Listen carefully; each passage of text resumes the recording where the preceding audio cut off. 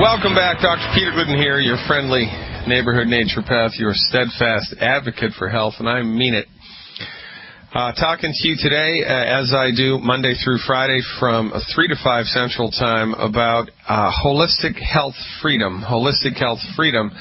This is Holistic Health Freedom Law Education Week. Coming up in 30 minutes, the man that made it possible. The man that made it possible for you to get vitamins and minerals and herbs and nutritional supplements at your local health food store, online, at your grocery store, wherever you want, without a doctor's prescription. Clinton Miller. And coming up in 30 minutes, we're starting day one of a 3-day exposition on the history of vitamin and pharmaceutical relationship in the United States. Man, oh man, it's going to be a good one. That's coming up in 30 minutes, Clinton Miller. So stay tuned. And I'm not taking calls today until the second hour. That second hour, we'll be taking your calls. That's 866-582-9933, 866-582-9933. In the meantime, ladies and gentlemen, I am happy to introduce our recurring Tuesday guest host, Mike Randolph with the Longevity Company. Hey, Mike, thanks for coming back. How's it going? Hello, Mike. All right, Mike isn't on board yet. We're waiting for Mike to dial us up. Mike Randolph is going to be talking to us today about entrepreneurship, and that's a lot easier to say than it is to spell. The way that it goes here with holistic medicine, with the culture of medicine that we've been, educated with here in the United States, the culture of education here in the United States, we've got the runaround on two fronts. Quite frankly, we've gotten the runaround, I think, on a number of different fronts, but the two fronts that I speak about mostly are health and wealth. We've gotten the runaround for health. We've gotten the runaround for wealth. We have been told by the drug companies that the only people who know anything about medicine, who know anything about anything at all having to do with health recovery, is the MD and the pharmaceutical industry. And we've been told by corporate America that the only people good enough to tell us what to do for money, for income, that the income model that we have to follow is to trade our time for money, to hit that glass ceiling, to hope for a good retirement, to hope for some type of, life in the retirement years while we're struggling along at a little over minimum wage. Our raises every year don't even keep up with the cost of living. We go from bad to worse. Then the economy tanks because the banksters have some double dealing, have some nonsense going on, cooking the books, creating troche securities, creating brand new financial products that bring the whole house of cards down, and they don't go to jail. They're not fined. We bail them out, and meanwhile we suffer. Well, quite frankly, enough is enough. Because when push comes to shove, when we are up against the wall, when we're just trying to live our lives, we're not, quite frankly, we're not smart enough, we're not educated enough, we're not in the know enough to really have a good idea of what's going on. We just trust in the American way. Work hard and you'll get ahead, boy. Work hard and you'll get ahead, ma'am. That's the way that it is. Just put your nose to the grindstone, put in your 40 hours a week, and everything will be just rosy. Well, after World War II, for about 20 years, that's how it was, but that model has gone by the boards. Quite frankly, it does not exist anymore here in the United States. Jobs are getting outsourced. Companies don't pay income tax here in the United States anymore. It's just, every man and every company for themselves, and you are your company's overhead. You're not an asset to your company. You're an overhead to your company. It's your boss's job to pay you as little as possible, for goodness sake. To pay you as little as possible so that they can create more wealth for themselves. Well, that's good for them, not so good for you. So why don't you turn the tables on them? Why don't you actually become your own boss? Why don't you become the king of that castle for once and for all? Now, what's it going to cost you to do that? Well, to become a longevity distributor, just to get your toe wet, stick your toe in the water and see if this is the type of business model for you. It's a $10 membership fee. It's a $10 membership fee. $10. If you really now, the longevity company has 6 different ways that they will pay you. 6 different ways that they will pay their distributors. If you come in at the $10 level, you are eligible to be paid for 2 of those ways. Once, if you get your toe wet and you feel like, oh man, this is easy and I can do this and this is fun and I can do this and this is helpful to everybody in my life and I can do this and you know what, this is fun, this is easy and I can do this, then you can upgrade your membership, $500 membership. You get $500 worth of nutritional supplements and samples that you can use to build your business. It's a $500 investment. Now, where else on the planet for a $500 and, $10 investment can you build a multi-million-dollar home-based business with zero overhead? I mean, zero overhead. You don't have to stock your garage. You don't have to fill up with stuff you're never going to use. You don't have to purchase nutritional supplements or anything from the company unless it profits you to do so. This is not like any other networked business. It's not. The compensation plan is completely different. An apple is not an orange. An orange is not a carrot. A carrot is not a hamburger. Not all foods are created equal. Not all network marketing companies are created equal. The longevity compensation plan, how they pay their distributors, is extremely generous and easy to work.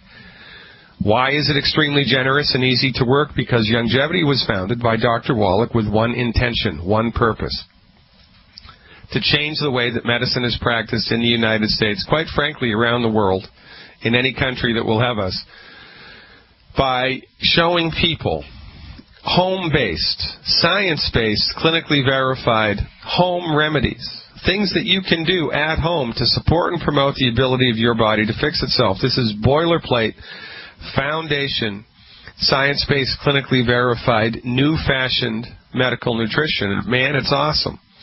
Dr. Wallach set his company up as a network business on purpose to make it easy for people. Well, he set it up to spread our message, his message of health recovery through science-based, clinically verified medical nutrition as far and as wide and as quickly as possible. So, look, if your goal in life is to disseminate information and to help people heal themselves from stuff that the medical community, the pharmaceutical industry is killing us from, if that's your goal, to help end human suffering, to lift people up into the wonderful world of medical nutrition, would you make it difficult for your distributors to have a business? No. You'd make it easy for your distributors to have a business, for goodness sake. You'd make it easy for your distributors to have a business. I'll give you an example. If you're an Amway distributor and you do everything exactly right, Amway pays you about 37%, more or less. If you do everything correct with longevity, longevity pays you 72%. 72%, which is pretty good. Now, which is better, 37 or 72? Well, 72 is better, and that's what longevity does. That's what longevity does. Why? Because Dr. Wallach is enlisting an army of distributors, an army of sorts, a grassroots coalition of the informed, to help spread his message of health recovery through medical nutrition as far and as wide as quickly as possible. And the agency that's going to happen through is the family of longevity business builders, the family of longevity members, the family of longevity associates and distributors. So why on earth would you make it hard for your troops on the ground to do their job? Why would you give them crappy equipment? Why would you, underarm them? Why would you send them out into the field in Humvees that don't have any armor? Why would you send them out into the field without any support? You wouldn't do that. Well, I don't know, maybe if you're the United States government you might do that. But, this is not what longevity does. Longevity has chosen a business model, a compensation plan for their distributors, which is extremely generous and easy to do. It favors the distributor, not the company. It favors the distributor first and the company second. The company has no debt. They've never been late with a check in over 17 years of business. They don't steal from Peter to pay Paul, so to speak. It's a very rock-solid financial entity, and it's growing in leaps and bounds. It has grown 400% in the last year. 400% in the last year. Went from 20 million in sales to 80 million in sales in 2012, and that beats a poke in the eye with a sharp stick. That's not easy to do in this economy. That is not easy to do in this economy, and yet Youngevity did it. How is this possible? Well, this is possible because Youngevity distributors have lots of help, and the compensation plan benefits them. As God is my witness, folks, if you're suffering with the financial stuff, if you're going from paycheck to paycheck, if you're living on your credit cards, if you don't know where the next paycheck's going to come from, if you've been outsourced or downsized, if you've had your pension stolen, if your investments in your retirement have tanked because of what's happened to the economy in the last 5 years, then this is your solution. Well, it's potentially your solution. This business isn't for everybody. Not everybody is, cut out to be a bartender. Not everybody's cut out to own a McDonald's. Not everybody's cut out to work for the U.S. Postal Service or drive a taxi cab. Different strokes for different folks, but you don't know. My point is that you have no idea of what this business is. And just to dismiss it out of hand without knowing anything about it is criminal. And that's what I did for 19 years. For 19 years, I dismissed Dr. Wallach because all I knew was he had a network marketing business, and I didn't know anything about what that was, but I knew I was above it. It had to be some type of a scam, right? It'll never work, Wallach. Well, guess what? It's growing rapidly. Don't be like me. Don't keep your head in the sand. Check it out. Go to fireyourmdnow.com. Click on the Join Us Now Youngevity button in the menu bar and see what you don't know. Check it out. Join our coalition of the informed, and I look forward to working with you to help eliminate human suffering, creating wealth and health. I'm Dr. Peter Glidden. Clinton Miller next. Welcome back, ladies and gentlemen. Dr. Peter Glidden, your friendly neighborhood naturopath. This is Fire Your MD Now, and we are live today, the 27th day of February in 2013, and it gives me a great deal of pleasure now to introduce to you for the first of a 3-day segment the man who made it possible for you to purchase nutritional supplements at the health food store without a doctor's prescription. Let's give it up big time for Clinton Miller. Clinton, welcome aboard. It's good to be on board, Doctor. Here we go, Clinton. We're dialing in a round of applause for you, buddy. God only knows you deserve it. This is how we roll here, Clinton. Just strap your seatbelt on and take it in, buddy.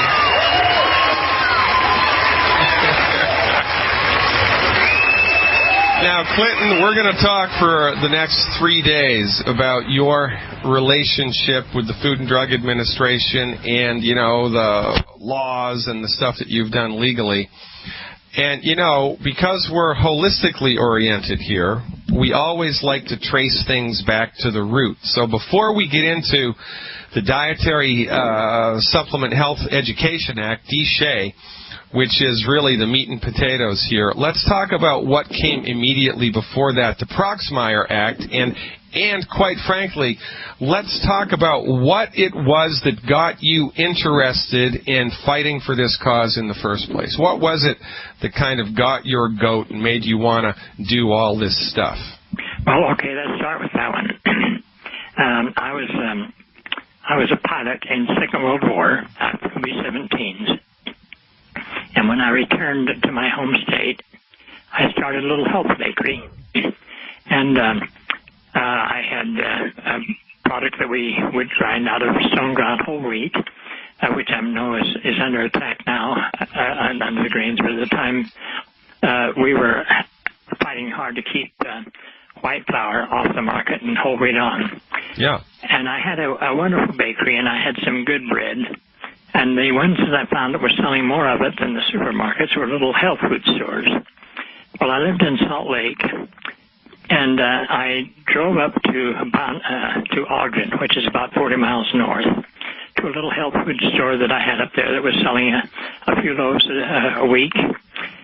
And when I walked into the store, this woman was 80 years old. Her name was Goddard, Mrs. Goddard. And she was shaking. She was white as a leaf and shaking. And I said, Mrs. Goddard, what's the matter? You're all right. And she said, well, the Food and Drug Administration was just here.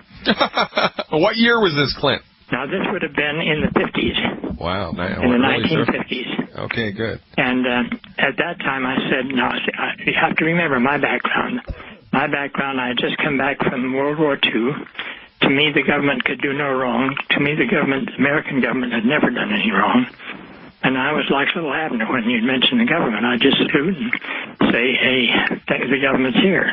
Yeah. And I said, well, Mrs. Goddard, why should that make you shake? I said, we're not afraid of the government. And she said, well, they told me that they had a book that I was selling. It was a book on herbs.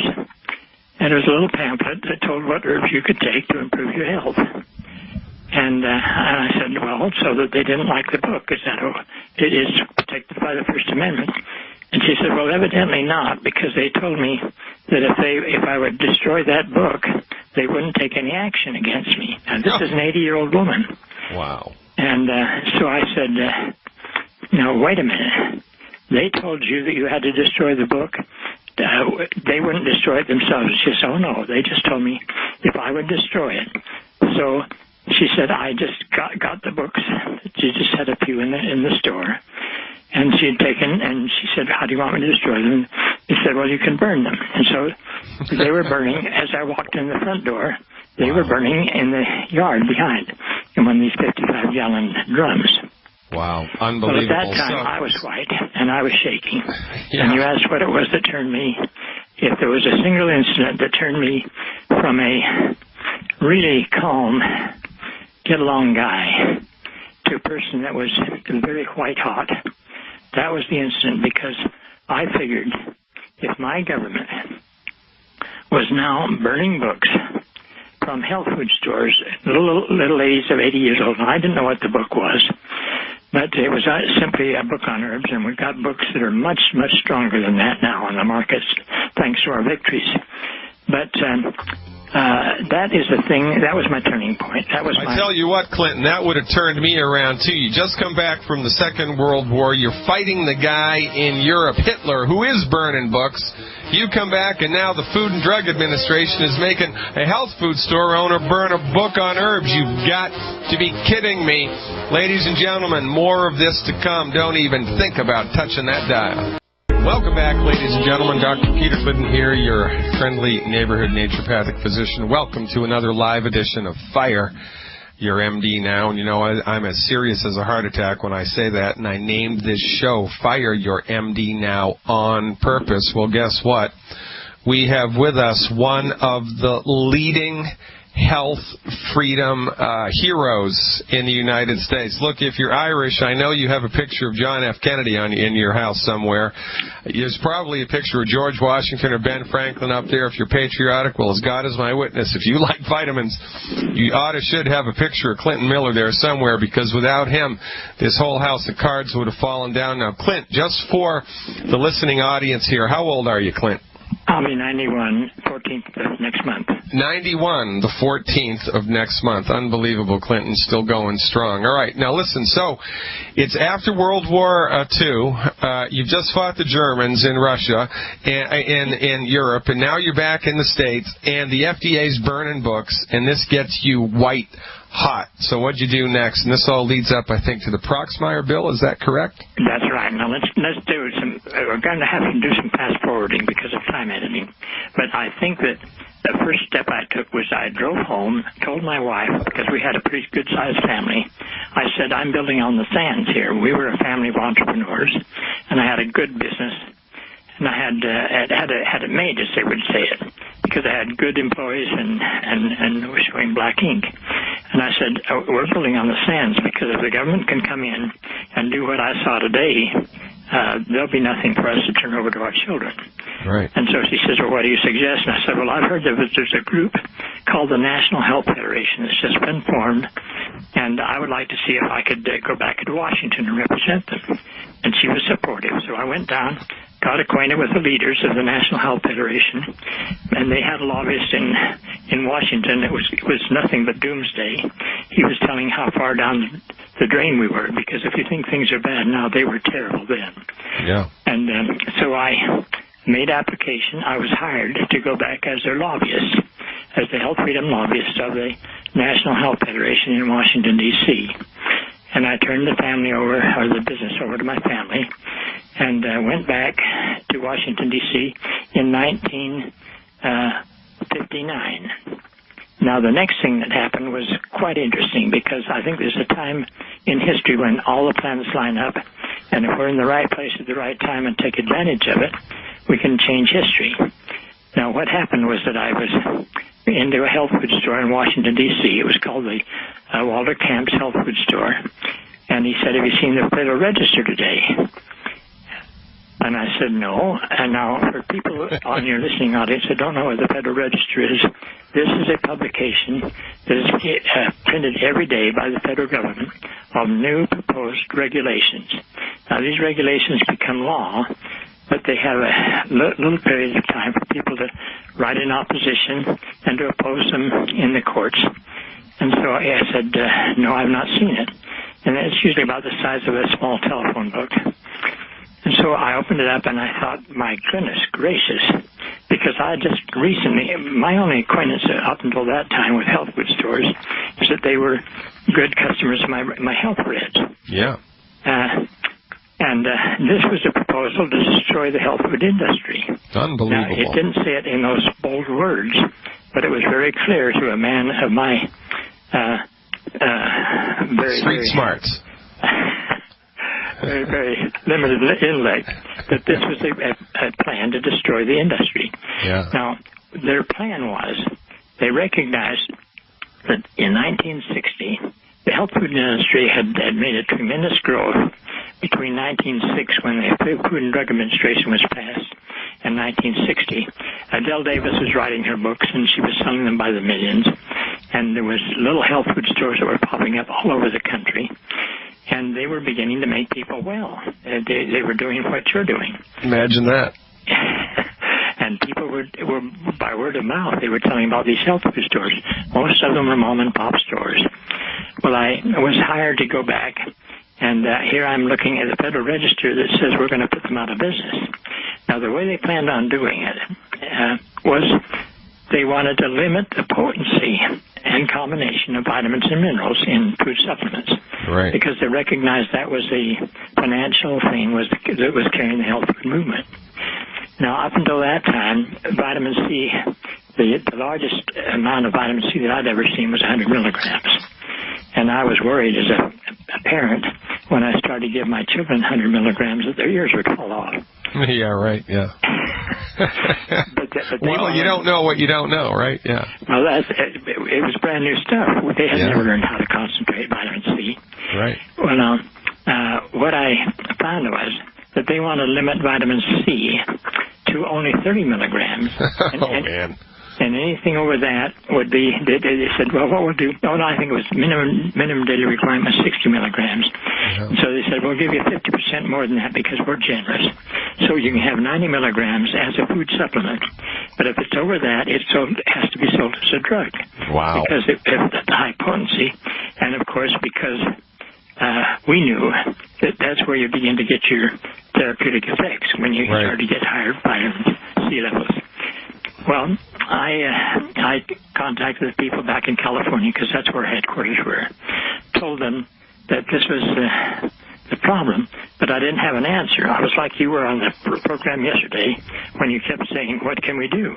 Right. And so I thought, what can we do? When you're not dealing with Big Pharma, because we knew they were behind it, when you're doing it with a marriage between them and the American Medical Association and the Food and Drug Administration, you've got pretty heavy stuff on the other side. Yeah. And so I talked to our attorney. We had one of the best attorneys in the country. And one thing I wanted to compliment you on, your show yesterday was fabulous. I thought that I'm so grateful that's recorded. Jonathan E. Moore, I hope your people will read that and listen to it about once a month for the next year. and realized that this man was a prophet. He told exactly what's going to happen. Yep. And we're now into a battle of a world war on health freedom. Well, anyway, I talked to our attorney. I said, what can we do? And he said, well, there's nothing wrong with the law. All you have to do is put the regulations, and that's what had been published in the Federal Register and made the regulations. You need to put it in the Act, in the Food and Drug Act, where Congress does it. And I said, how do you do that? Because I was a neophyte. And he said, well, what you do, you first get a bill introduced, then you get co-sponsors on the bill, then you have hearings on the bill, then you get it passed through in the House, and then you take it through the same thing through the other House, the Senate, and then you get the President to sign it. I said, well, that's doable. And so we started, and we got the bill introduced, which a little later on became known as a Proxmire bill because he was the most high-profile sponsor we had of the bill. He was a senator, and he was fabulous. He was very health conscious. He was lean as a greyhound, and was taking about 3,000 milligrams of vitamin C a day. And when I went to his office, I said, you know, you're taking a drug, don't you? And he fumed at me. He said, I certainly am not. And I showed him exactly what the FDA had proposed to make it. And he says, well, what can we do? And so I pointed out this little bill. It was a very simple bill. And it was simply what we said that the Congress told the Food and Drug Administration that they could not limit the potency or combination of any vitamin or mineral unless it was intrinsically injurious to health at the recommended dosage. Well, now the dosage that were being sold in those days was so far below anything that could be hazardous, nothing would be banned. To make a long story short, we then went to Congress, and we got the majority of Congress. Now, there's 435 members of Congress. When we got 218, we knew we had the bill. We then went and to the Senate and got a substantial number of senators on both parties to introduce the bill. And then we went to the hearing, because then you've got to go to your committee and commit your hearing, get your committee to hear it. And we got the bill passed through the committee, and in the meantime, we had made form letters and put them out to our members. Now, back in those days, the health foods industry, all of the industry today was smaller, I think, than longevity is by itself today. Yeah. It was a very, very small industry, less than $500 million. But when you would walk into a health food store, they would have my form letters on their counter, and the people would say, we'd like so-and-so, and they say, well, sign the form letter while you're waiting. During that period of time, between 1962 and 1976, we got more letters into Congress than they got on anything else except the Vietnam War or Watergate. And this was all in support of the Proxmire bill? All in support of the Proxmire bill. And Congress had never seen this before. They'd seen a lot of times when people were complaining about the industry. They were complaining about big business. But here was a group of loyal customers that say, don't you touch my health food store. Don't touch my vitamins. And this, of course, must be William Proxmire from Wisconsin, right? That's right. Oh, I can't say enough about him. He's the one that they really out of the picture for. Yeah, really great. So when did this become law, Clint? When did the Proxmire bill become law? It became law in 1976. Now, on your timeline, mark it down that I got to Washington, D.C. in 1960. From 1960 until 1976, that's 16 years. Yeah. And it took me that long to get that bill through. Because what happens in Congress when you get a bill introduced, and that's the first thing we've got to do. I was telling you about a bill that I've got now. And yeah, we're going to talk about that in a couple days, no problem. Absolutely. Now, when you get the bill introduced, then you start to go to and we're the only country that has this. This is one reason that America is the greatest country in the world. You then go to the next Congress and say, would you co-sponsor it? Once he's co-sponsored it, you've doubled the support. And by 1976, we had enough support that we got it through, and it passed unanimously. I'm not talking about by a majority vote of 45 or 55 or something like that. I'm talking about we got every single Democrat, every single Republican, even those that opposed it all the way through, including Edward Kennedy. They voted for the bill. Now, it became the bill, and it became the law, and from 1976 to 1994, we had the growth of the health industry that was almost vertical. Yeah. I mean, it started at double and increased in double digits.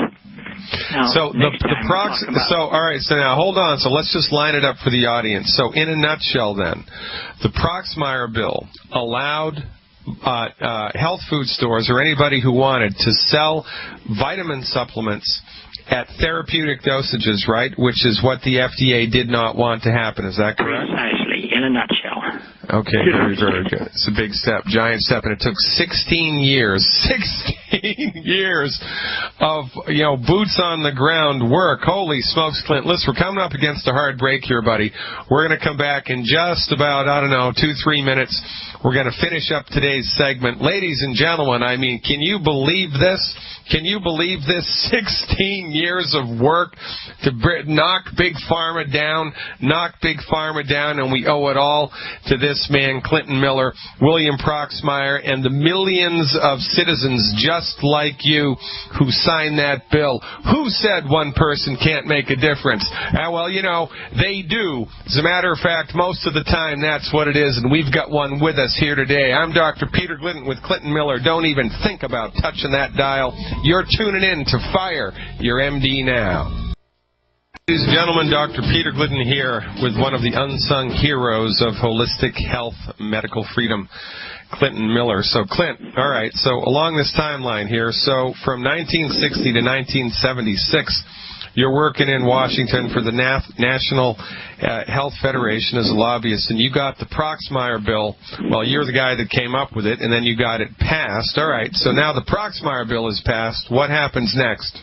They opened up their full-scale power, and as you know, they've got a lot of power. When you're going to hire lobbyists for a couple $1,000s a day, you can get some smart stuff. And so they started to whittle away at it, both in the press. Incidentally, one thing you have to remember is that every Congress lasts 2 years. And every bill that you get introduced, it dies at the end of that Congress, and you have to get it reintroduced. Right. So we had our bill reintroduced 12 times during each Congress, but each time it would go up like an old-fashioned ratchet jack. You'd keep the majority of the people that had been with you before, and then you get a few new ones. Okay, now, last Congress, we had a bill introduced, H.R. 2908, and I want to focus on it because I'm having a hard time getting the wind behind this one because we don't have the planets lined up like we did back in 1960. Yeah. The health foods industry has largely been taken over, or has been taken over, by Big Pharma. And they're buying up these companies, and then, as Emord predicted yesterday, by the time they get 50% of it bought up, that's when we begin to see the anvil come down. Right. Now, we've got a little time, and that's why, well, I hope that you've got the very electronic way of putting this 2908. It's only 2 pages, so that your people can get it and look at it. Otherwise, we can send it to them by snail mail. Well, I tell you what, Clint, here's what I'd like to do. I'd like to spend the entire day tomorrow, right, talking with the entire first hour tomorrow. If you can come back tomorrow with me, yeah? I'd love to. All right. Well, we can spend the entire first hour of the show tomorrow talking about the new bill, in detail. I'll put it up on the website, and we will do an all-out, full frontal assault to get this information into the hands of everybody in the listening audience. And one of the greatest things about longevity, from my point of view, and every time I turn around, you know what, Dr. Wallach he's ahead of me. He's a genius, and he's always ahead of me. He's always he's just one step ahead of me, 10 steps ahead, right? I mean, he had the wisdom and the foresight to set longevity up as a grassroots coalition, as a network business for this very reason. Because, the pharmaceutical industry has us by the you-know-what, and they have us over a barrel, and they're trying to lord it over us, and we don't have enough money to fight them. We don't have enough political power to fight them. They're not going to buy him out. Well, they're not going to buy him out, and the thing about it is that he set Longevity up to do an end around. We don't have enough money to fight Big Pharma, but I tell you what we do have enough money to do. Well, what our strength is? Our strength is in people. Our strength is in people's hearts and people's minds and people's motivation. So what we're encouraging people to do is ignore Big Pharma. We're not going to fight them. We're going to ignore them. We're going to do an end around. We're going to build the vitamin business. But in the meantime, it would be appropriate and smart for us to be politically active so that they can't come in like a thief in the night and steal our rights to purchase vitamins right out from underneath us, which is what they're trying to do. We got to be constantly vigilant here, Clinton, constantly vigilant, and I can't thank you enough for taking time. You're 91 years old. When you go into Thai food restaurants, right, they always have a picture of the king and the queen of Thailand up there. Well, if I were the king of the world, every GNC, every health food store, every place that sells vitamins, there'd be a little picture of you right on the top shelf there, because you are the man that made it happen. As God is my witness, Clinton, you are one of the unsung heroes of the nutritional supplement industry. We're all out of time here, buddy, but call me back tomorrow. We're gonna take this to phase 2 tomorrow. We're gonna continue our conversation. Clinton Miller, there he goes, ladies and gentlemen. Clinton Miller, thank you so much for everything that you do. We're gonna be talking to you tomorrow. Let's give him a big Fire Your MD now round of applause, ladies and gentlemen. There he goes. Clinton Miller, thanks so much, buddy.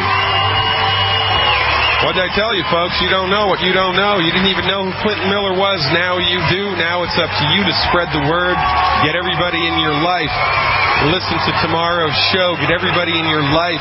Listen to today's show and yesterday's show. Knowledge is power. We have to spread our message of health, freedom as rapidly as possible. Stay tuned. I'm taking your calls when I come back. I'm Dr. Peter Glidden, and this is Fire Your MD Now.